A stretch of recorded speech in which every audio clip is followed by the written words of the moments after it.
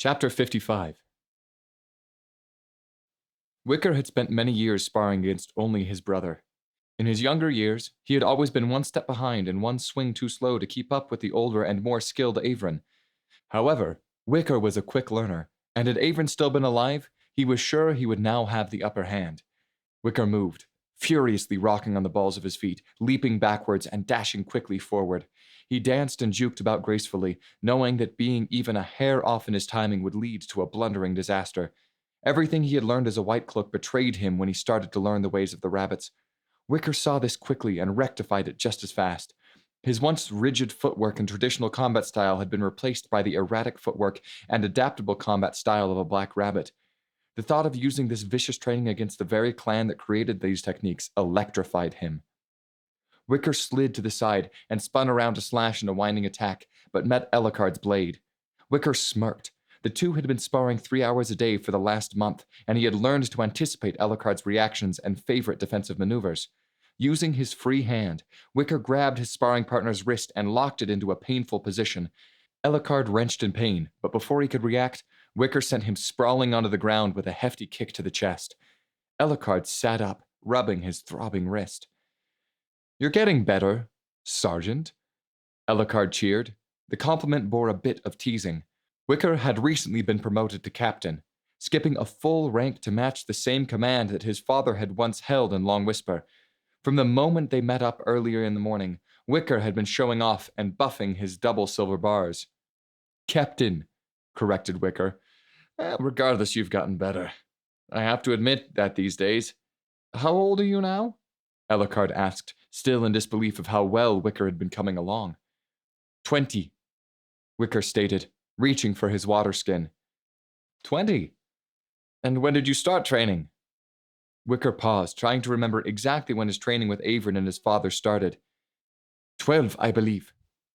So, you have had 8 years of the wrong training and bad habits beaten into your head. I didn't know you had that much of a disadvantage compared to the rest of the Arrow recruits, Ellicard teased. He laughed as he ducked the water skin being flung at his head. Wicker raised his sword for another round of sparring. "I'll show you who's at a disadvantage, rabbit." Ellicard glanced behind Wicker to see a strangely dressed woman approaching the two. It had been a month since Ellicard had seen one, but his eyes weren't playing tricks on him. A black rabbit stood before him. Ellicard leapt past Wicker, brandishing his dull training sword. He knew he would not be able to cut her with it, but with enough force he could plunge it into her despicable heart. A black rabbit inside the heart of Lost Dawns? He marveled at her arrogance. She was in the heart of the military district of Lost Dawns. What is she thinking? "Ellicard, stop!" Wicker blurted out. Ellicard halted in his tracks, still baring his teeth at his sworn enemy. Wicker hastily ran between the two. "Ellicard, she's one of us." Ellicard was more puzzled than enraged at this point. "One of us?" Wicker turned to Elisa, who was wide-eyed with fear, as she was not expecting a brush with death. She slowly relaxed her grip on the dagger she held behind her back. She was hesitant to call Ellicard an ally, but after spending a month with the Black Rabbits, she was ready for a change. "Wicker, I need to talk to you," Elisa said, keeping a close eye on Ellicard. "Elisa, this is Ellicard. He was a black rabbit once like you." Elisa smiled, relaxing to her normal, collected self. "So, this is Ellicard. All that is on anyone's mind is that Ellicard went mad and turned on his clan. I've heard many things. How you were this cool, devilishly handsome and cunning elf, and you rose to first blade fast. You were the one that surpassed all. You made the proudest man jealous, and the most jealous man fall in love with you. Ellicard Freewind, I don't know whether I should love you, hate you, or fear you." Elisa's words stirred a stew of disdain and yearning for his former life. It might have been all a farce, but he invested more effort and time into that farce than anything in his life. "Is that all they've said about me?" Ellicard asked, a bit curious. "No, they also said you were dead," she said in a matter-of-fact manner. Wicker smiled smugly. "Well, I suppose we'll have a few surprises for those rabbits when we see them again." "As they will for you as well, I fear, Wicker," Elisa replied, remembering why she was there. Wicker's smile vanished as his attention returned to Elisa. What have you learned? Elisa relayed everything she had heard from Veda, everything she learned about the rabbits seeking an alliance with Estina and joining alongside them in the coming war against Varys in hopes of gaining Estinians as Black Rabbit recruits. I wish not to go back, Wicker. I fear that they suspect me a traitor. They all seem on edge since both Avalon and Ellicard left their ranks. Please, don't make me go back there, Elisa pleaded. Wicker looked grimly toward Ellicard, then back to Elisa. You've done well. Averin would have been proud of you. We could use your help in Arrow. Elisa raised an eyebrow. Marcus did mention an anti-rogue operative unit to her, even asking her to help lead it, but she wasn't interested at the time. However, it seemed the opportunity to be involved in Marcus's passion project had arisen again. Although she knew no one would stop her from leaving with the freedom that she had more than earned, she could not simply leave. It was Averin that she still owed. I'll join you. You'll always be able to count on me, said Elisa. Wicker nodded with a smile before turning to Ellicard. We need to get this information to the king. Wicker started to walk away, but stopped with a question lingering on his mind. Is Arrow prepared for war? No, Ellicard said simply and flatly. Then you still have much work to do, Wicker replied. Chapter 56. Avalon and Edema approached the throne where King Coda Dawnedge sat. They were weary from the long journey across the Omni Ocean, but there was no time for rest on such an urgent mission. War was at Cyprus's doorstep, and the rest of the realm held its breath in suspense, wondering whether Varys and its allies would be able to overcome the war-mongering nation of Estina. Avalon's presence indicated that the Order of the Silent Ones had waged their bets on the fledgling nation of Long Whisper. My king, Avalon said, with a sweeping bow that seamlessly led into a kneel. I am Avalon Bellerose. I have traveled from far beyond your horizon to offer you our allegiance. Coda sat still, his back uncomfortably straight against the back of the wooden throne. At his feet, Wild Eye sat vigilantly. Wicker and Toll stood on either side of the throne. Wicker's hand rested on the pommel of his sword. It had been only 2 months since Inlay infiltrated the castle and attacked him. Despite the reputation of the Silent Order, Wicker took no chances. Despite being at King Coda's right hand alongside Wild Eye, Wicker was still anxious. Twice Wicker had failed Coda. Twice the Black Rabbits had taken Wicker for a fool. There would not be a third time. Coda nodded to his 2 guests. My advisor tells me that the Silent Ones are a guild of warriors that spread word of Judeo through military might. Is this true, Avalon Bellerose? Avalon looked pained at the description that Coda gave the Silent Ones. Edema scoffed as well. Avalon had never seen the Silent Ones as a military force, nor as merely evangelists spreading Judeo's word through force. Avalon started, but Coda interrupted. That's why you are sending me a small army. You wish to secure a temple in Long Whisper. You want Judeo's word to reach all of Varys.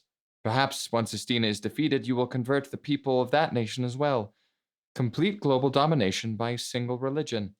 All in the name of righteousness and piety, Coda said, continuing his assault on the 2 Silent Ones' beliefs. Young king, how dare you besmirch the name of Judeo? We will not stand for insults to our order, Edema growled. Avalon rested her hand on her companion's shoulder. No, Edema, the king is right, Avalon said calmly. Almost right, at least. King Coda, we are not merely another priesthood that praises our god with fanciful tales of great deeds and heroic acts. Although Judeo's tale is full of that and has inspired me during some of my lowest points, we are an order of skilled warriors. We do kill in the name of Judeo, but we protect those that need protection. The people we touch and help are not merely means to our own ends. We do good work for good people. Our silencers slay the vile creatures of the night so that the weak may finally be at. Avalon ended her speech abruptly, looking off into the nearby shadows and slowly drawing her blade. Coda, taken aback, stared at her bewildered. What do you think you're doing? Silverwing, what do you sense? Edema asked anxiously. There's something amiss, Avalon snarled as she let loose a dagger that was sheathed beneath her long white cloak. The dagger carved through the air and vanished into the shadowy rafters above, but was deflected with a low clatter. Elhokar dropped to the ground from the crossbeam he had made his hiding place. He did not draw his sword, but instead raised his arms in a sign of peace. But Avalon would not have it. Lunging fiercely at Elhokar, she made several swipes at the elf. "My king, I have snuffed out a Black Rabbit spy," Avalon shouted as she continued a barrage of slices at Elhokar, who somersaulted several times backwards, avoiding each of the skillful attacks. "Adema, give no quarter!" Elhokar drew his sword and locked blades with Avalon. "I am no rabbit, Avalon, Elhokar could not get a word in edgewise as Adema launched toward him, wielding her silencer. Elhokar leapt backward, ducking as Adema swung horizontally, and then parried Avalon's ninjata with his own. Avalon stumbled slightly before spin-kicking into Elhokar's gut. Elhokar collapsed to one knee, but tumbled forward as Adema came down hard, hacking at the stone floor. Elhokar dashed forward, rolling on his shoulder before sliding in a half circle, readying his blade for another advance from the Silent Ones. He spoke again, quicker this time. "I'm no rabbit. I defected like you, Avalon." Avalon, still scowling, hesitated to continue her attack. "Who are you?" "Elhokar Freewind, student of Legion." "Your exploits have reached far, Elhokar. You have slain a king. You expect me to believe you are welcome in the court of the 8 tribes?" leered Avalon. "It's true, Avalon. As much as I despise his very shadow, I have come to realize his usefulness," Coda said as he stepped down from the throne. His hand raised as he tried to defuse the situation between the 2 Silent Ones and Elhokar. "I must say, I'm far more curious as to why you know so much about the Black Rabbits," Coda prodded. Avalon paused as she tried to come up with a convincing explanation that did not reveal too much about her disgraceful past. "As I said, word travels. Elhokar's deed was a popular topic in tavern. Avalon was the leader of the Black Rabbits when I was training under my master," Elhokar chimed in. Avalon stared daggers at Elhokar.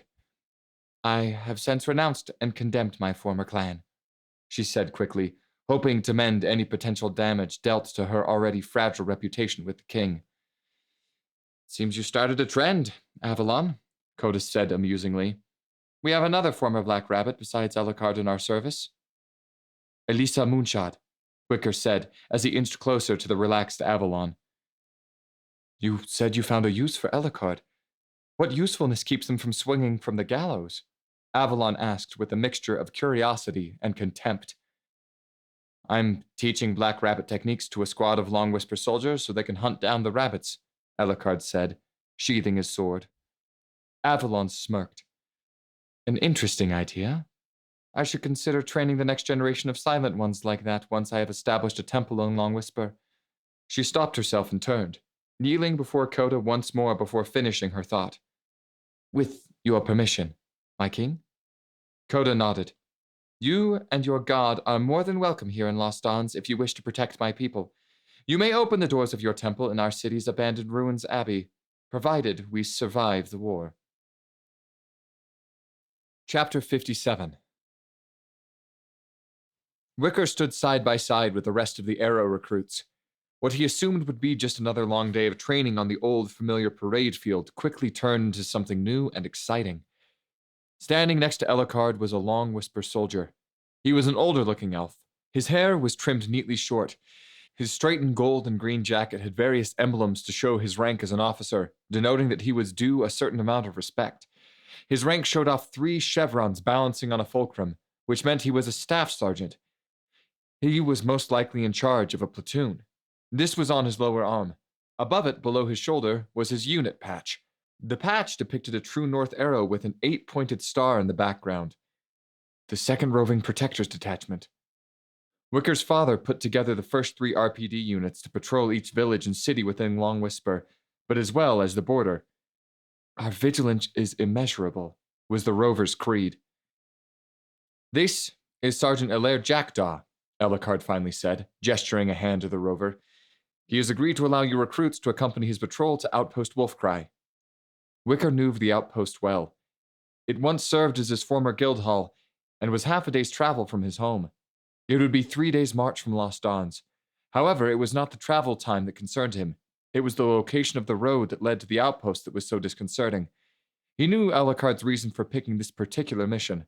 This route bordered Black Rabbit territory. and could be the mission that would make or break Arrow.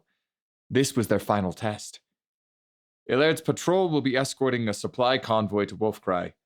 The road rubs against the Black Rabbit territory, and though I doubt they will make a move against such a protected train of wagons, you'll be seeing that the convoy makes it to the outpost in one piece, Ellicard said, confirming Wicker's thoughts.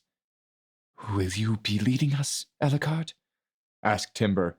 Her voice was unusually shaky from either anxiousness or excitement. No, myself and Elisa will not be joining you. Wicker will be leading this mission. Murmurs erupted from the recruits. A chance to confront the Black Rabbits and Ellicard was not leading them? Succeed in this mission, and you'll be officially Arrow, said Ellicard. He motioned for Wicker to step in front of the squad. They're all yours, Captain. Ilaird nodded to Wicker. We'll be waiting outside the gates. Wicker stood motionless in front of his waiting soldiers, each wearing worry on their faces. This would be Wicker's first true mission since his failed attempt at saving Jalen, and he was not sure he was prepared for the responsibility for so many lives. His hand shook as he choked on the words within his dry mouth. Move out! Arrow had been trained in escorting routines just as Black Rabbits were. Hidden deep in the shadows, a rabbit can watch without interruption and keep the element of surprise if its objective were to be attacked. Those that would attack would be unaware of the rabbit, and thus lose any upper hand they would have had otherwise. Not only this, but if several rabbits were escorting, rabbits could break away and scout ahead or hunt for possible ambushers before a trap was sprung. A rabbit was at home within the shadows. Arrow had been trained to be no different. Wicker stalked closely alongside Sergeant Ilaird, using a variety of bird calls that Ellicard and Elisa taught him to communicate with his team. This allowed him to be able to coordinate with his men who were too far away to whisper to. Ulan and Trek, keep alert in the eastern woods. Wicker signaled with a long coo. Roger that, Captain. A stuttering group of chirps echoed from the trees on the eastern side of the road. Lear sprinted up to Wicker, making sure to stay light on his feet and incognito. He had been running about the convoy, keeping tabs on all the Arrow in their various positions. What do you have to report, Lear? Wicker whispered lowly. The Siakati reports that Timber spots no one following us. Kalsoon. Lear stopped suddenly as Blavar appeared before them, urgency in his eyes. What is it, Blavar? Asked Wicker, scanning frantically ahead of the convoy. Fallen tree lies ahead of us, Captain. A single path heads west into the forest. It's very narrow, with very little light. Did you scout out the path? I did.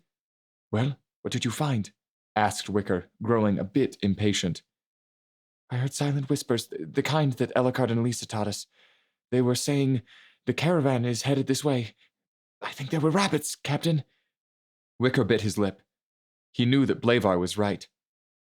This is it. This is what we trained for.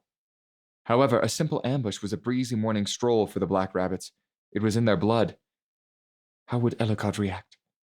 He checked his surroundings, hoping the answer would present itself in some obvious way, and in a sense it did.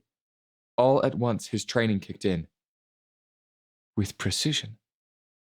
Leah, relay the possibility of an ambush to the Rovers. I'll call to the rest of the team about the situation. The western path was a thin wooded road that took a longer route to the southwest. It would pour into a large highway that would eventually arrive at Outpost Wolfcry.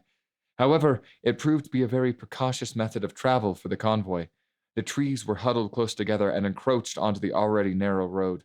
The RPD patrol needed to march single file, or else they would bump clumsily into the trees.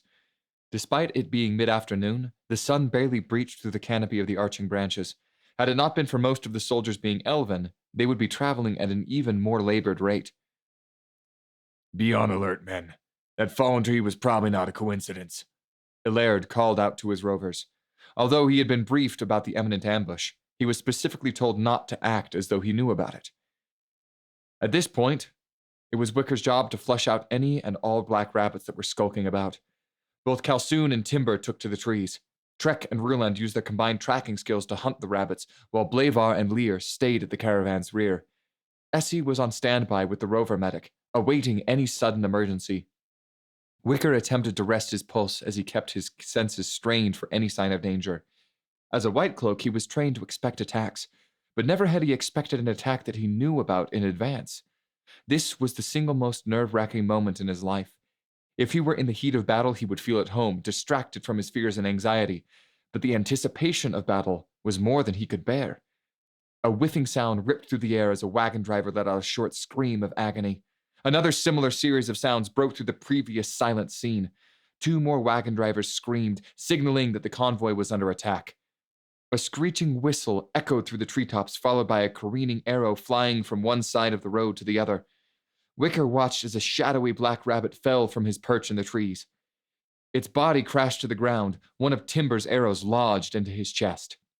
In a fraction of a moment, a hail of shurikens showered from the trees into the convoy below. Rovers slid under the wagons for cover as Wicker scrambled for the nearby woodline. Keeping a steady mindset, he whistled commands to his nearby allies, telling them to scurry up the trees and relieve the rovers from the hailstorm of deadly attacks. Wicker watched as the nimble soldiers rushed up the trunks of the trees, daggers clenched between their teeth.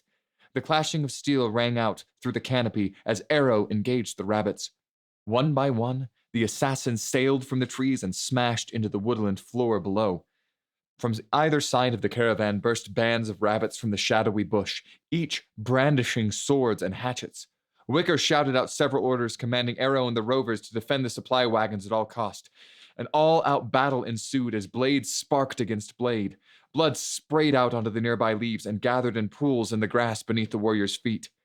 Between engaging the advancing enemies, Wicker made sure to keep an eye on his own forces. He kept his own ears open for reports from each area of the battlefield and watched as both medics ran frantically to the aid of any fallen soldier. Arrows whizzed past Wicker and his allies as Timber sniped out any unaware black rabbits. Kalsoon and Blavar lurked from behind the black rabbit lines, slicing open unsuspecting throats. Lear, Trek, and Rulin slowly battered back the rabbit offensive. Wicker grinned widely. The battle was won. Outpost Wolfcry opened its gates as the caravan entered. Arrows and shuriken protruded from the splintered wooden sides of the three wagons. New drivers were assigned from the squad of roving guards. Well done, Captain. We were wary of having Arrow assist us in this mission, given the reputation of your commander. But you proved useful.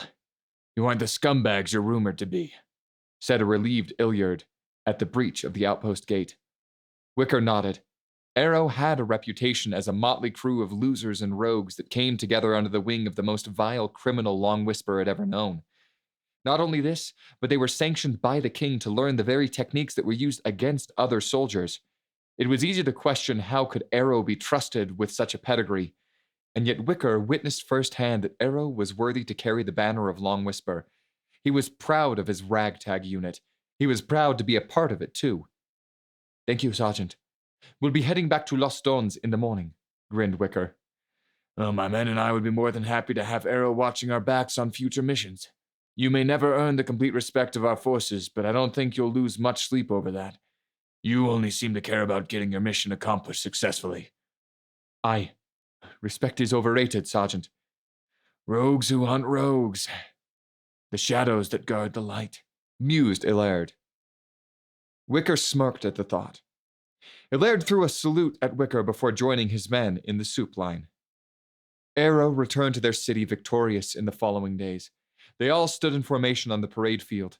Before them, Ellicard stood beside a large, mysterious crate. Ellicard himself was no longer dressed in his familiar black training armor, but instead donned light armor that was a deep black. A black half-mask covered his lower face, and a crimson hood and a long red cloak covered the rest of his head. His ninjato was strapped behind his waist. His upper arms struck out the most. On his right shoulder was the patch of Long Whisper's flag, an elaborate 8-looped knot with a ring of leaves encasing it. On his left shoulder, a patch depicting a red lightning bolt with an eye in the foreground. Below the patch was the triple chevron and fulcrum of a staff sergeant, just like the one that Illard wore. Ellicard was officially a Long Whisper soldier now. Looking slick, Ellicard, Blavar said, grinning widely. Sergeant Ellicard, Ellicard corrected. He kicked open the crate, revealing a stack of black leather armor and red cloaks. Wicker reported to me that you all ran into black rabbits. The squad smiled and chuckled. Ellicard continued. And despite some injuries, there were no deaths. Several of the Arrow recruits hooted in excitement. Quiet down, harped Wicker. Thank you, Captain, Ellicard said, nodding toward Wicker. Men you have performed with precision and perfection. 3 months of training. 3 months. I have worked you like dogs. Hell, worse than dogs. Instead of snapping like a rust-eaten sword, you cut into those rabbit bastards like a freshly forged blade. You are now Arrow. Ellicard paused, watching their grins grow wide. More than that, you are now a clan. Every clan needs a name that the enemy will utter in fear when your shadow falls upon them. And what name would that be? Questioned Essie. The Watchers, Ellicard replied, with a sliver of menace woven into his tone. And we Watchers need to look the part. Come, get your new uniforms. Ellicard passed the newly sewn Arrow uniforms to the soldiers. Ellicard, a suggestion for our unit's motto. Wicker piped up, donning his new red cloak. What did you have in mind? The shadows that guard the light. Chapter 58. The verdant Academy's botanical garden was one of Coda's favorite destinations. Its winding pebble paths wove throughout lanes of exotic trees and vivid wildflowers. A small pond accented the garden with its lush lotuses growing from the lily pads that calmly floated on its still surface. Coda rested dazedly on the pond's bank, a book spread open on his chest. Wild Eye amusingly played with a toad. Imagine if this was our life, girl. Just lazing about without a care in the world. So much has changed. He trailed off, lost in thought. His armada was to leave within 2 days' time. He could not help but wonder how many young souls he had sent to die on the shores of Varus.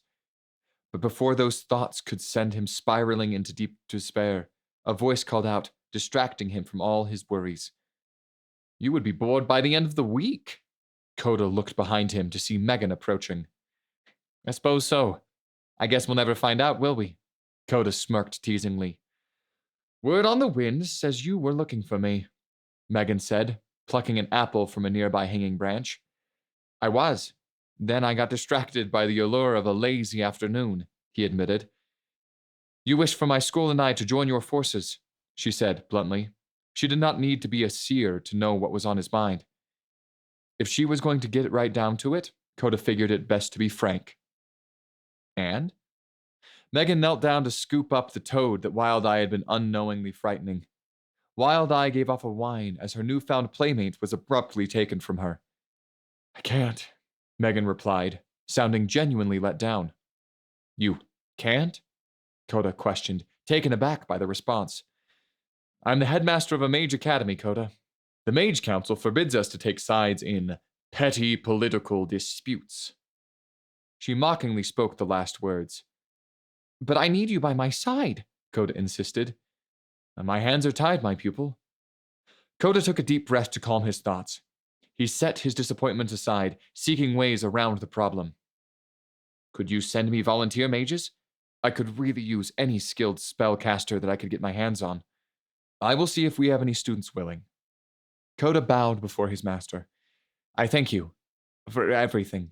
You have gone above and beyond not only to be my teacher, but a guide and a friend as well. Megan bowed back. Same to you, Coda.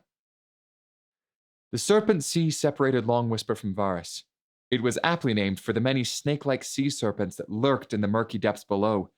Once long ago, the sea serpents were not the only thing that struck fear into the hearts of seafarers, but also the pirates that terrorized the Serpent Sea. However, the glory days of swashbucklers and buccaneers on the Serpent Sea had long passed. Coda's armada was 200 ships strong and was now closing in on the northern beach after a 2 days' journey. However, it was not a dangerous voyage. Estina currently dominated the waters of the Serpent Sea and was currently laying siege to Varus' capital city. How close are they now, Captain? Coda asked Captain Faircloud. He and several other nobles watched the line of Estinian ships slowly trudging closer to their position. Although they seemed a ways off, they were still a threat. As Coda's fleet drew closer to the northern beaches, it was apparent that part of the sea had a welcome party of sorts waiting for them, consisting of several enemy ships. They be in our cannon range in half an hour, the captain said as he lowered his looking glass from his eye. My lord, it ain't the blasted ships that be scaring me. But them drakes in the sky. Faircloud pointed a shaky finger up toward the sky. He took a swig from a wine bottle to calm his sea-worn nerves. Coda and the nobles peered through the sky, spotting the large shadows of the dragons. Soaring through the clouds, a flight of 40 lesser dragons could be seen, each being manned by a drake rider and flying in sync with one another. My king, it would seem we are sailing to our deaths, Lenfell Rain Dancer said fearfully, his cerulean eyes glinting in the high noon sun. Those drakes will decimate us. Never mind the 20 ships on either side of us preparing to blow us out of the water, exclaimed Sove Breezerunner. Her voice was just shrill enough to grant Coda a slight headache. Captain, Varisian banners await us on the shore. Do you see them? I see banners, my lord, but not Varys, the captain said with slight disdain in his words. Southtail? Coda said, slightly hopeful, but he knew the truth. The Estinians had been laying siege to Varus City for at least a week. Stonewall, the mountain pass city to the south, had been under Estinian occupancy for even longer. The chances that Varus could actually send troops or aid to Long Whisper for their landing was a long shot. Coda would have to split his forces in order to both relieve Varus City and to reclaim Stonewall. But the question remained, how many forces could he safely land on the beach? Estinians, my lord, said Faircloud, confirming Coda's fears.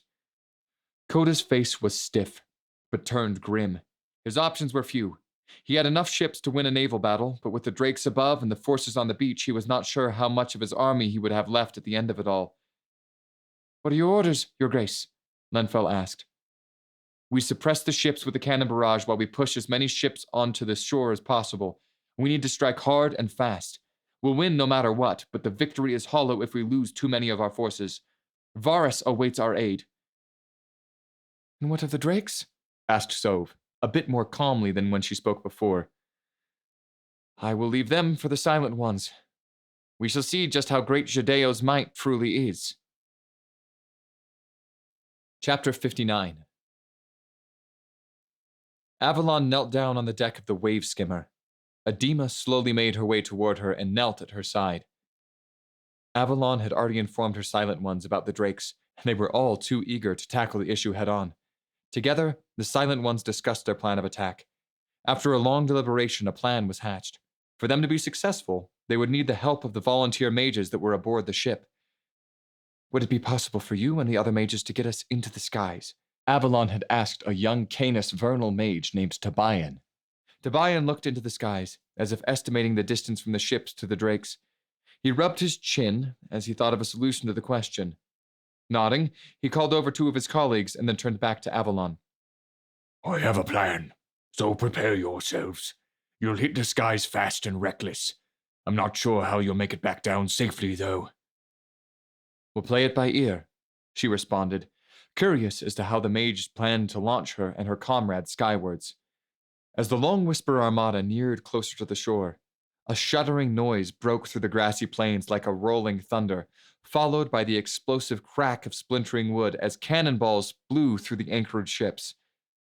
Orders rang out as numerous skiffs filled with soldiers attempted to make their way to the unwelcoming beaches. As the Long Whisper soldiers neared the beach, a storm of steel-tipped arrows launched from the Estinian back lines and showered onto the army of skiffs. Shields lifted to shelter from the hail of arrows, but several arrows found crevices between the shields and armor, piercing soldiers as the sailors desperately attempted to move forward to unload their passengers. Blood stirred within the ocean as wave upon wave of arrows blanketed the skies, whistling down upon the grieved soldiers. An order broke out to push forward as the elves jumped into and waded waist-deep in the salty waters. Their shields remained raised above their heads, and their swords and spears were ready for battle. Fiery globes spewed from the mouth of the war drakes and crashed destructively onto the clippers below, splashing an oily fire across the decks and onto the sails. Sailors screamed in agony as their skin melted under the intense heat of the corrosive chemical. The drake riders sent their beasts in for a swooping maneuver, heaving a stream of blazing fire across several more ships before pulling the drakes back into the safety of the clouds. Large plumes of black smoke rose, creating a fog that stung the eyes and choked the sailors. 31 Silent Ones crouched on the deck, their silencers poised upwards, tracking the motions of the drakes. On either side of the platoon of holy warriors were vernal mages that awaited Avalon's call. Avalon nodded to the silent ones before cueing Tobian. Do it.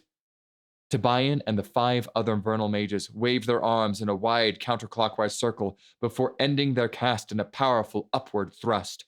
Underneath each silent one popped a piston of wood that launched them into the air and through the smoky fog. Avalon's eyes watered from the stinging smoke and air. Her white cloak flapped wildly, trailing behind her as she careened toward her target. Unbeknownst to the rider, Avalon performed a graceful moonsault over him as she grabbed his head, flipping him off his saddle as she landed in his place. The rider echoed a scream as he fell through the clouds. Quick to check her surroundings, she found her silent ones dispatching their foes in a similar fashion. However, some were not as lucky, and either overshot or grabbed onto whatever body part of the drakes they could. Avalon raised her sword over her head and rammed it between the drake's shoulders. The scaly beast screeched in agony as it spun upside down, attempting to rid itself of his unwelcome guest. Instinctively, Avalon swiftly tangled her hands in the reins just before she found herself dangling from the saddle above her. Straining, she grunted as she brought her feet into the iron stirrups. As the drake spun right side up, Avalon used the opportunity to grab her blade, which was still stuck in the drake's spine. Jumping cat-like onto the saddle, she carefully ran down the beast's neck. The wind whipped at her and tossed her from side to side. Avalon mustered all her skill and dexterity to stay balanced. Soon, her efforts paid off as she found herself on top of its spike-rippled head. With a sharp strike, Avalon drove her silencer into the crown of the drake's skull. The kill was instant, and immediately the drake dropped into a dangerous freefall. Avalon knelt down, gripping her blade's handle as the drake's dead body picked up speed. To her right, she saw 2 more limp drakes plummeting through the sky. Above them were 2 falling figures. Avalon spotted a drake's talons driving at her from her left. Avalon was too surprised to react as the drake slammed into her midair. Her silencer flipped wildly from her hand. Avalon gathered her senses as she flew, rolling around. She outstretched her arm and grabbed her blade before she crashed into the drake's tail. With one hand tightly gripping her blade and her other arm wrapped around the drake's tail, Avalon scrambled up its back and made her way to the riding saddle. She grabbed the Estinian rider by his collar and ran him through with her blade before kicking the rider from the saddle. "It was a little too close," she muttered under her breath. Streams of fire swiped across the sky as silent ones acrobatically leaped from drake to drake, leaving a trail of death in their wake. Avalon desperately pulled her reins, attempting to tug her drake away from an oncoming fire breath, but no avail. Before she was burned to a charred husk, Avalon dove downward and landed on the neck of a swooping drake below. A hand reached out and pulled her up to the safety of the seat. "Never rode a horse before, Silverwing?"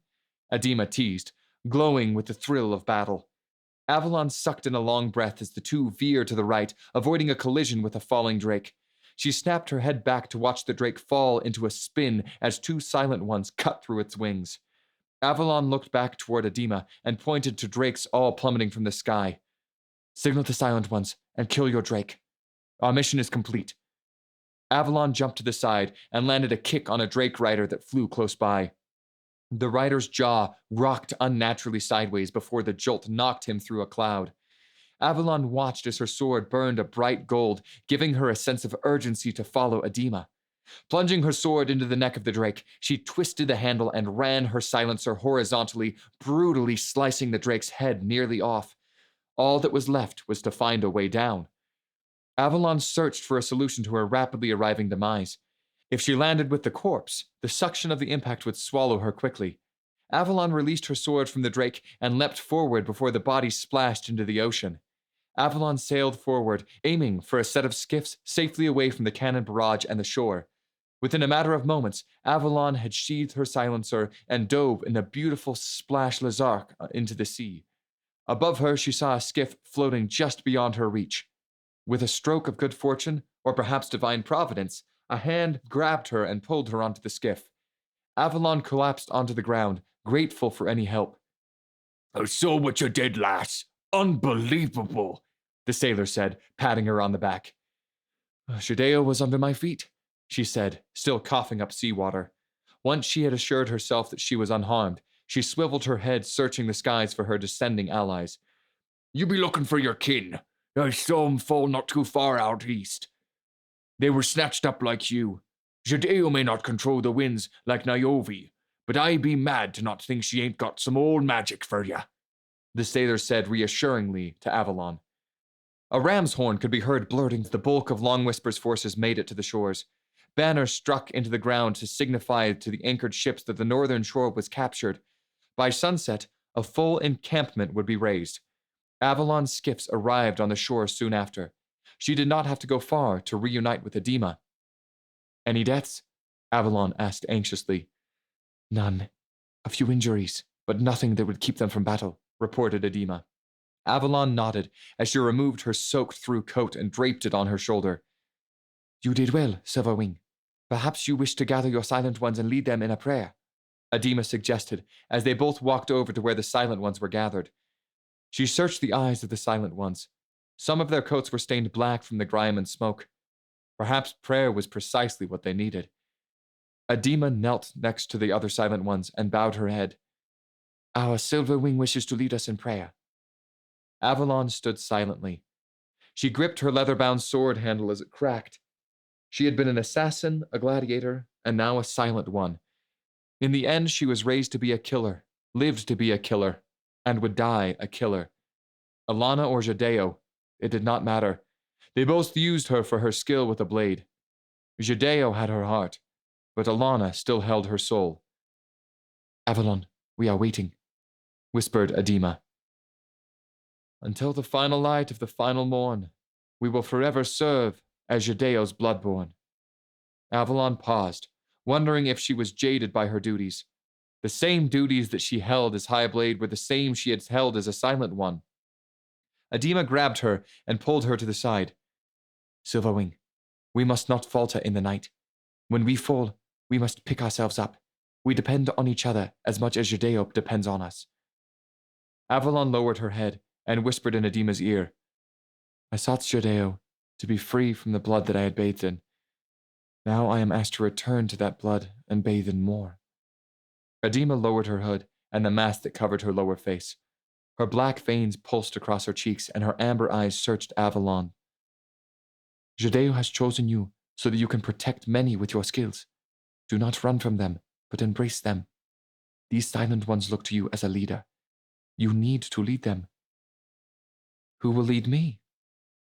Edema lifted Avalon's chin and smiled brightly. "My friend, Jadeo leads you." Avalon grinned meekly. She moved back to the kneeling Silent Ones and finished her prayer. "And until the final light of that final morn, we will forever guide those as Jadeo's heaven sworn. Amen." Chapter 60. It took all day and night to establish a base camp on the northern shore. Large tents and canopies were erected, each serving as various stations, including a quartermaster, a medical bay, a chow line, a resting area, and one particularly enormous tent at the center served as a war council. Coda gathered the 7 lords, along with Avalon, Wicker, and his serving general Ashmer.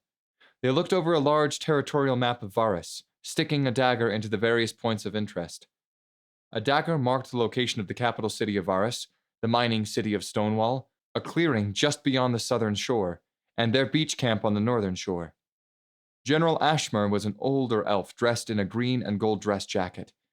His golden star rank glinted on his collar. His unit patch depicted a spear in the foreground of a gold tree with 8 branches protruding from it, representing the 1st Spearman Division. He lit his pipe, taking in the smooth tobacco before delving into his plan. Varus City is under siege. Stonewall is currently occupied by the enemy, and the southern shore holds the main concentration of Estina's reserved forces. He paused as his pipe puffed up a ring of white smoke. The smoke danced in the air with a thick cherry root scent. Varus's forces won't be able to assist us until the city has been relieved. Stonewall serves both as a gate pass for the Sarkir Mountains to the south and as a supply complex for steel weapons and armor for the Estinian siege. The clearing beyond the mountains north of the southern shore would be an ideal spot for a final battle. Wicker rubbed his chin, looking over the map and nodding passively to Ashmer's briefing. A good assessment, but what is your proposed course of action, General? Ashmer removed the Varus City dagger and thrust it into the large map next to the clearing's dagger. We send a large force to stop the siege and rally the Varisian army to the clearing. He then took the northern shore dagger and the Stonewall dagger and placed them with the other 2 daggers next to the southern clearing. The remaining forces liberate Stonewall, meet up with the forces from the southern clearing, and run Istinia out of Varus. Agreement broke out in the war tent. He pointed to several lords. Lady Aisling, Lady Sove, Lord Fendrick, Lord Lenfall, and Lord Eris. Take your forces and drive back the siege to unite with King Dallin and head to the clearing. Lord Athar and Lady Cass, your forces will stay with the Silent Ones and myself. Together, we'll reclaim Stonewall for Varus and rendezvous with the Varus city forces. Coda caught Wicker looking aloof as he balked at Coda's assignment of the dividing forces. Your father is in Varus city, isn't he, Captain Newson? Wicker looked up, caught a bit off guard. The White Cloaks originated from Varus city, and his father had been recently stationed there to assist the Varisian army. Wicker had been deeply worried for his father. His anxiety had been exacerbated ever since the city fell under siege. He had hoped it would be his unit that was sent to Varus city, and he could not hide the disappointment on his face. Yes, my king, he replied. Do you wish to go save Varus city with the other forces? Aye. Every fiber in his body wished to say yes, but he knew he needed to stay with his watchers. My place is leading Arrow. Good, because we could use Arrow to scout out the forest before Stonewall. The last thing we need is to be ambushed by black rabbits as we make our way there, said Ashmer, cutting his way back into the conversation. Arrow had 3 months to train. Are they ready to take on the black rabbits? Coda asked, both concerned and curious. I hope so, Wicker thought to himself. That would have been the correct response, but was not the one he went with. Our watchers are an apt group of individuals that were rigorously trained by the best of the best. We are more than capable of dealing with anything that the black rabbits may throw at us, Wicker said with a slightly feigned confidence. Excellent. Captain, gather your men and clear that forest of any black rabbit scum, General Ashmer said with more than a hint of thrill in his voice. Yes, sir, Wicker responded with a neat salute. He bowed to his king and lords before exiting the tent. Don't you have medic things you are supposed to be doing? Rulan asked, frustrated with Essie's insufferable giggling and teasing. Trek had set up a chessboard in one of the more quiet spots of the encampment. He and Rulan sat on logs with the checkered wooden board resting on a barrel between them. Rulan shifted on his log, squirming as if he were being bitten by invisible ants. The thought of another loss to his more mentally agile brother made him fidget uncontrollably. Essie's commentary did not help the atmosphere. She sucked air through her teeth every time Rulan made a foolish move that would cost him a piece. And what? Miss watching your precious ego take another beating? I don't think so, laughed Essie. She patted her brother on his head in a patronizing manner. Come on, Rulan. Haven't you learned anything from Grandpop Cerbic? Never let your opponent control the middle rows. I know, yammered Rulan. Tex smiled amusingly. I miss those days. I miss all the goodies that Grandma was set out for at family gatherings. She always had those wooden figures covering the shelves, and a few cats curled up on the hearth. She served the piping hot vegetable and lamb pies on the coldest of winter nights. Grandma Betts gave you that old white stuffed bear, right, Essie? Essie chuckled, shoving Tech to the side to make room on the log beside him for her to sit. Snowflake? I still remember him. Rulan reached over and flicked Trek's ear tip the way he always had to get his attention. Hey, stop concentrating on the past and focus on the present. I just took your bishop. Trek rubbed his ear. I have time to concentrate on the past when I'm 3 moves ahead. Trek slid his knight into position, trapping Rulan's king. Checkmate? You owe me to retreat. Rulan zeroed in on his king's position, eyeing the checkmate in disbelief. Oh, wait a minute. I can't. Damn. I can't believe I lost again. Trek grinned from ear to ear. Statistically speaking, you should have won at least after the 8th game. Rulan reached into his coin purse and pulled out 3 bronze coins.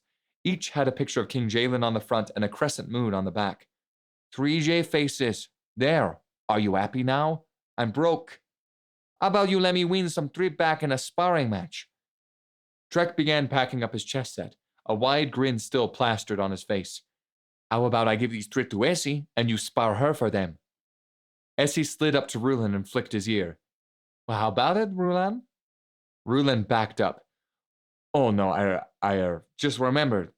I am pretty hungry. How about we find Timber and Kalsoon and grab some chow? Anything but fight your sister, eh, Rulin? Chuckled Trek. Anything, blathered Rulin as he jogged away. Blavar and Lear stood in line for fish stew at the chow tent with growling stomachs. Neither had seen so much as a breadcrumb since they left for Varus. Blavar gripped his stomach to quiet his hunger, but to no avail. He sighed heavily, turning to his Yakati friend. This line needs to hurry up. My stomach is growling louder than a cat having its tail He caught himself as Lear raised a brow. I like cats. Blavar finished blankly, as he could not readily find a way not to offend the expert swordsman. This Yakati likes cats too. Lear grinned with a snaggletooth smile. Blavar and Lear finally came to the front of the line and eagerly held out their tin bowls. The cook eyed their uniforms and scowled. Move aside. I ain't got no stew for you lot. Excuse me? Blavar questioned, flabbergasted by the rejection. You heard me. Move aside. There's plenty of hungry soldiers more deserving of food than the two of you, the cook sneered. This Yakati doesn't understand. We waited in line just like the others. As calm as he seemed, Lear was furious on the inside. A soldier shoved Lear from behind. Get lost, rabbit. You've got no right to our food.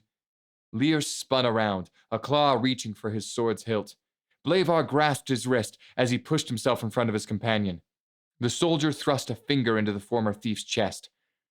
Got something to say? Blavar smirked and crossed his arms over his chest, relaxing his stance. Don't I know you? The soldier shook his head. No, I swear we've met. Blavar insisted. I don't mingle with rabbits. Yeah, I remember. Me and 6 of my rabbit friends handed you and 20 plus of your friends your asses that night in the Merry Wolf. Sad day in the 12th Spearman Division's short history, wouldn't you say? The soldier's face flushed red as he began to grind his teeth in fury. Well, there's 2 of you and all of us ready to have our payback. What do you say to that? Blavar drew his 2 daggers and licked his lips. I'd say you're welcome to try. Before the chaos could ensue, a command broke out in the area. Attention! Wicker pushed his way to the root of the commotion. He flashed a hard-nosed face at Blavar before addressing both the hungry watchers. Get your food and go. We have a mission. I ain't serving these 2. The cook butted in, repeating his stance. Wicker gave a cold, iron-eyed stare to the cook who might as well have crawled away into a dark corner. I say you will. Wicker sternly growled. Yes, sir, the cook meekly said, quick to fill up Lear and Blavar's bowls. Wicker turned to the spearman's face. Do you have a problem with my men? No, sir. What is your name, soldier? Rith, sir, he said with much disdain. You won't start anything with my men again, or I will smoke you so hard the skies will rain with the tears of the gods from watching you sweat. Is that clear, Private Rith? Crystal clear, Captain, the soldier said, grimacing with every syllable, then swallowing hard as if he were swallowing a mouthful of glass shards. But we're never going to get their respect, Blavar whispered to Lear. The shadows that guard the light, my friend, Lear whispered back. Chapter 61. The edge of the looming forest just beyond the encampment on the northern shore gave off a haunting presence. It sent chills down the spines of the youthful Arrow members. Shadows reached out to each one of them with desperation, as if the shadows themselves were trying to escape the clutches of the forest from whence they came. The silence was unsettling as well. No chirping, no sounds of small animals scurrying up trees. Nothing could be heard in the belly of the woods. Ellicard peered through the seemingly endless forest before signaling for his men to follow his lead. He, Elisa, Lear, Kalsoon, and Timber leapt into the trees and made their way jumping lightly from branch to branch. The others followed silently on foot. The Watchers trekked slowly through the thick forest, scouting a suitable path for the army to march through. The one that stood out was an old merchant route that had seen little travel over recent years, but the ground was visibly worn. The trees had been cleared away to make room for horses and wagons. As far as Ellicard could tell, it passed through the forest and led into the mountains. Their mission seemed to finish without conflict, and they made preparations to report their findings to Ashmer. Ellicard signaled for those following him in the canopy to drop down to meet the ground squad. Wicker took a knee before taking a sip from his water skin. It was cool on the forest floor, but exceptionally dark without the presence of the sun. However, the strange forest toyed with his body. His chin and nose were numb from the cold autumn air, and his eyes could not quite make out the far-off figures of those ahead of him. He was not the only one in Arrow that had to work extra hard to train his eyes to adjust to the darkness. The Elves, Canis, and the Yakati were genetically gifted when it came to low-light vision. They could easily see their surroundings in the dark. Had he more than just 3 months of training with Ellicard, his eyesight may have been more attuned to such settings. Although his skills had greatly risen to meet the challenges that Ellicard had put before him, his eyesight was still a weakness. One, he would soon realize, that would cost him dearly. "Where's Leah?" Wicker said confusingly as he finished a quick head count. Ellicard stared blankly back at the trail towards the camp. "He took up the rear. Who was adjacent to him?" Calsoon piped up, still befuddled as how Lear could be by his side 1 minute and gone the next. "I was, although I am at a loss as to where he went." Wicker was reminded of lessons Averin had given him about this exact scenario. A squad leader was to do headcounts regularly. Those keeping the rear were easily taken captive. It was exceedingly dark in the forest.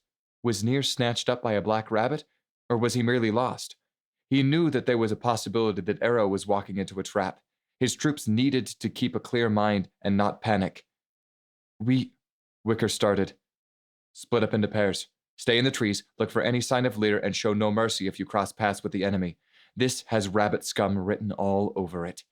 Ellicard spat, quickly interrupting Wicker. "Do not take that order," Wicker said sharply. He glared at Ellicard, who narrowed his eyes back at Wicker. "Now is the time to think clearly. We'll get picked off one by one if we don't move in a pack. We had a better chance of survival if we stayed together." "Wicker, do not forget I know rabbits better than you. We'll cover more ground if we split up," argued Ellicard. "I appreciate your wisdom here, Ellicard. However, don't forget your place. I outrank you, and Arrow is under my command." There was a moment of harsh silence between the two. "Your inexperience is going to get them killed," spoke Ellicard finally. "Hold your tongue, Sergeant," spat Wicker, grimacing from the sharp remark. "You're still thinking like a cloak. When cloaks underestimate rabbits, they get killed," continued Ellicard. "I said, hold your tongue, Sergeant," commanded Wicker, his voice clearly rising. "Have you learned nothing from me? At least learn from your brother's death." Wicker lashed out with a ruthless backhand across Ellicard's face, silencing the cold, hard truth that Ellicard was treading upon. The former white cloak stood over a sneering Ellicard still on the cold forest floor. A resounding gasp, followed by murmurs, erupted from the onlooking Arrow members. Wicker was breathing heavily, and slowly realization of what he had done set upon him. Finding his composure, he directed himself to his unit. "Stay together. Keep an eye on each other. Search the forest for Leah. Don't let the rabbits separate you." Wicker waited a brief period as he saw no response or movement from his men. "That's an order," Wicker barked. Ellicard watched as the troops vanished into the shadows of the forest before eyeing his former rival slightly spitefully. Wicker offered Ellicard his hand to help him to his feet. "I'm sorry," said Ellicard, after he brushed pine needles and dirt off himself.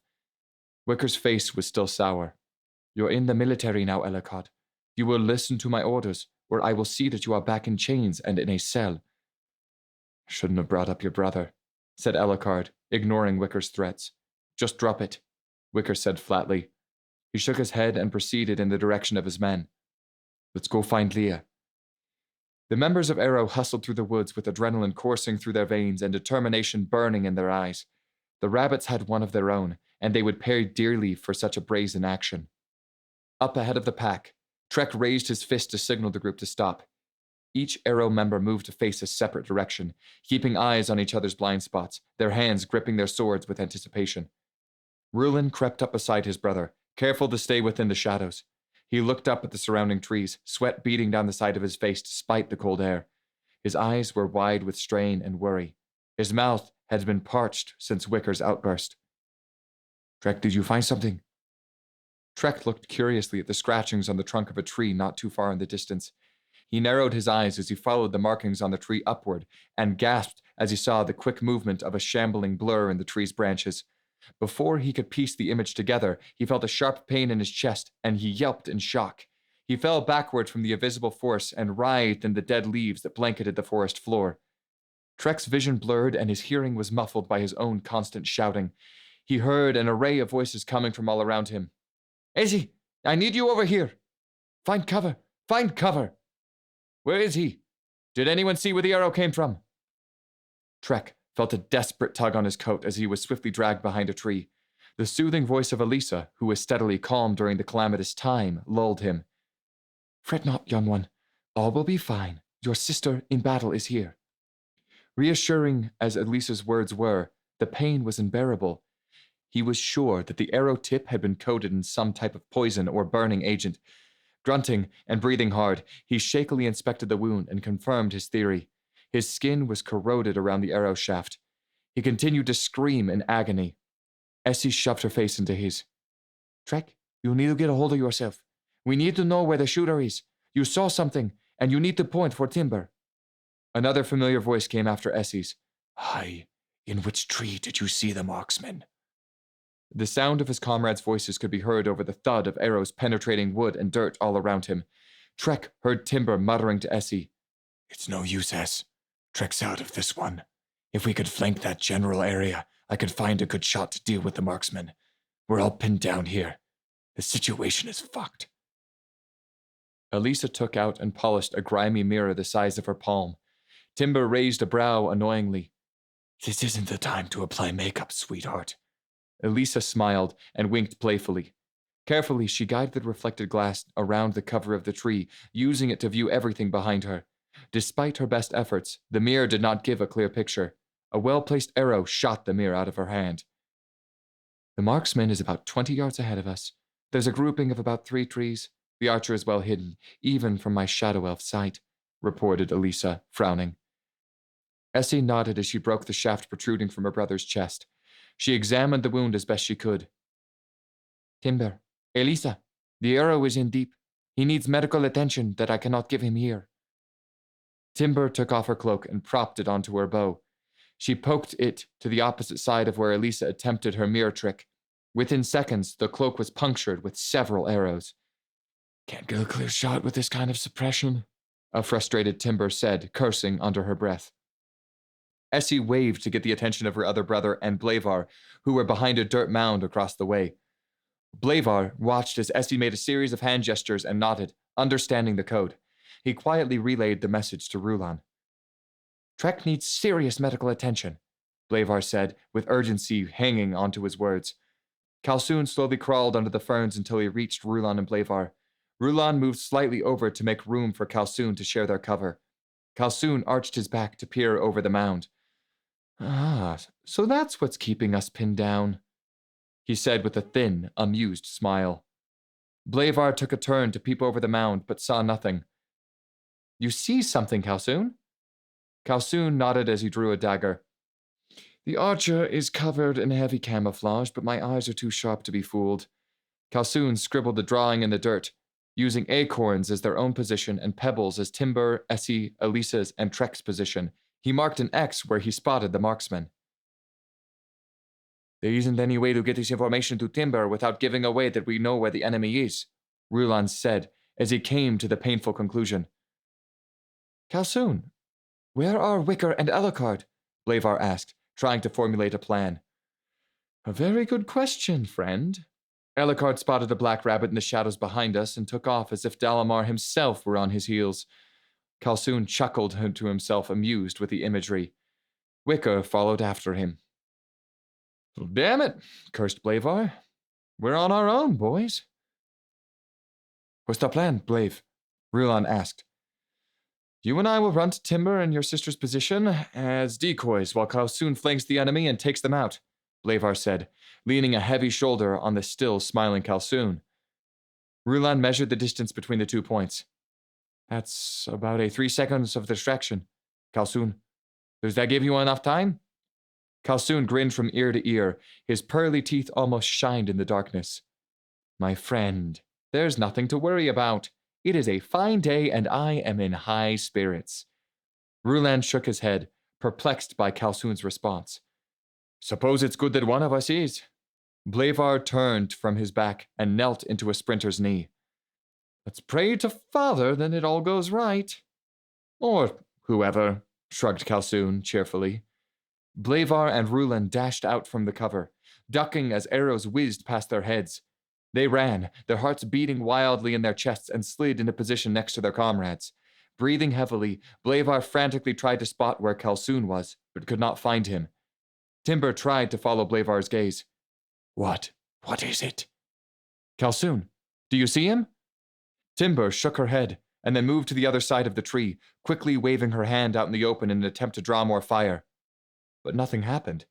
The wolf carefully poked her head around the trunk and began to crawl to a neighboring tree. She nodded an arrow as a figure approached from up ahead, a dagger drawn in both hands. Kalsoon! Timber called to the shadowy figure.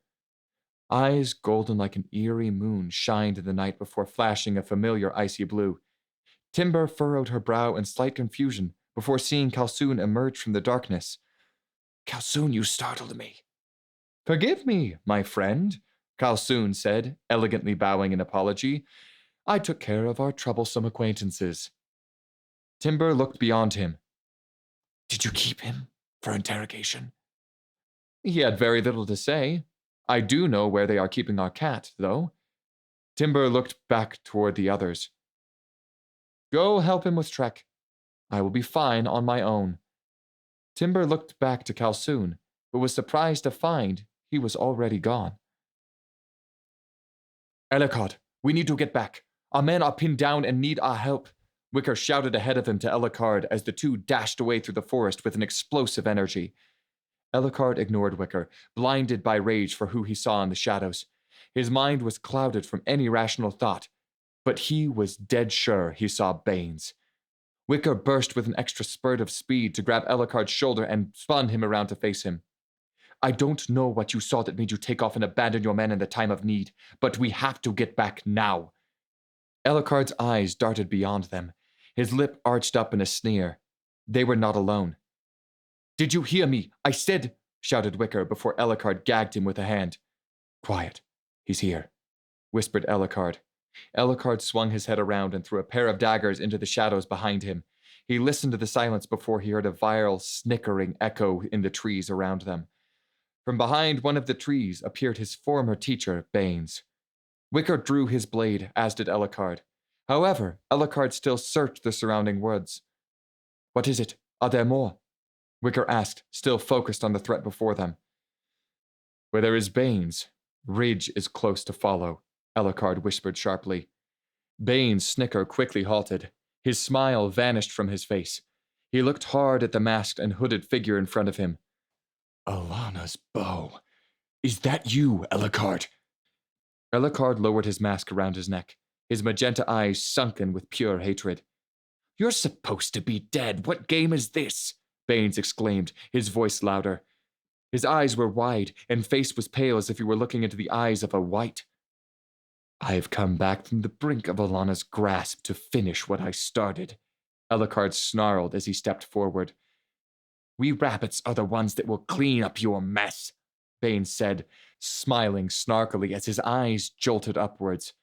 Ellicard had mere moments to look upward, and even less than that to tackle Wicker out of the way as Ridge rained down, driving his sword into the ground.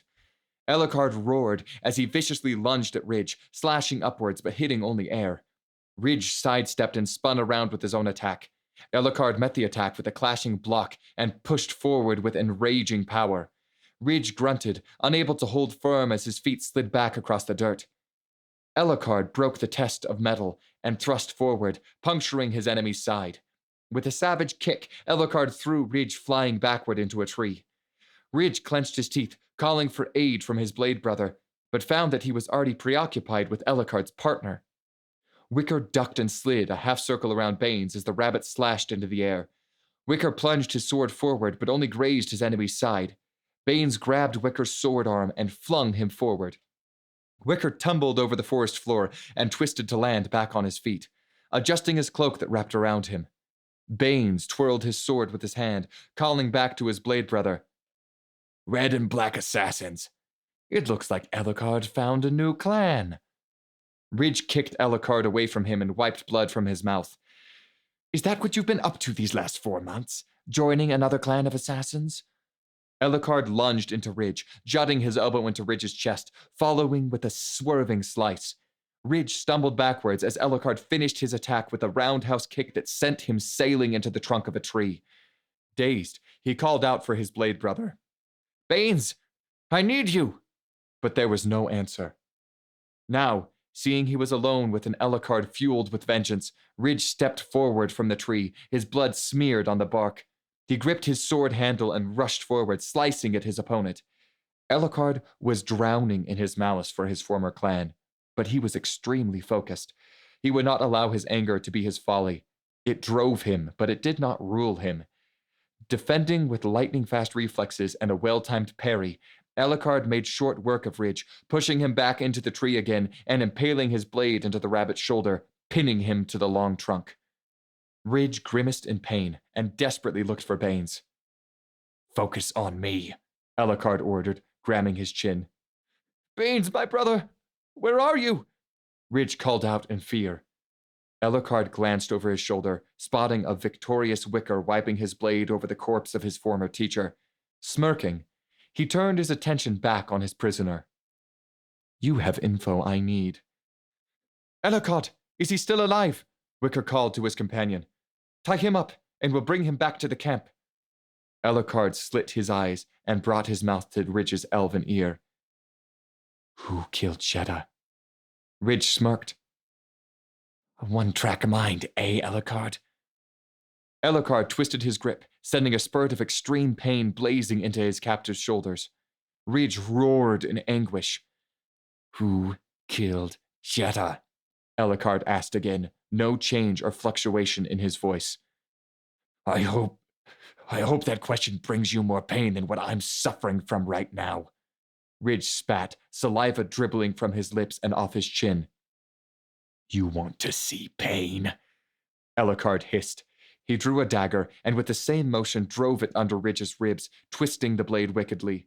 Ridge cried out in sheer agony before Wicker could wrestle Ellicard from him. Enough! You're going to kill him! Wicker ripped up Ridge's cloak and attempted to stop the profusely bleeding wounds, but the damage was done. Within moments, Ridge would be dead.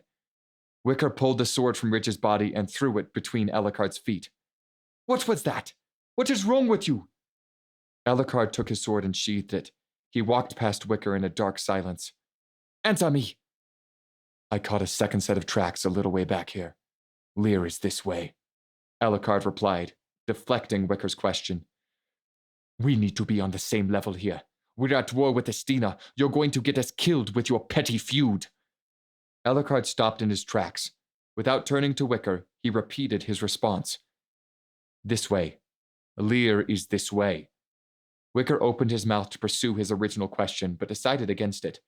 He knew Lear was the bigger priority at the moment, and his questions for Ellicard would need to wait. Following Ellicard through the forest, the two were surprised to find a scene of recent bloodshed as 3 black rabbits were strewn about, daggers in their chests and throats slit. Untying a clearly shaken Lear, they found Kalsoon. Kalsoon, did you do all of these? Wicker asked in amazement, stepping over the bodies as Ellicard inspected the handiwork. Indeed, dear captains, Kalsoon said, bemused with himself.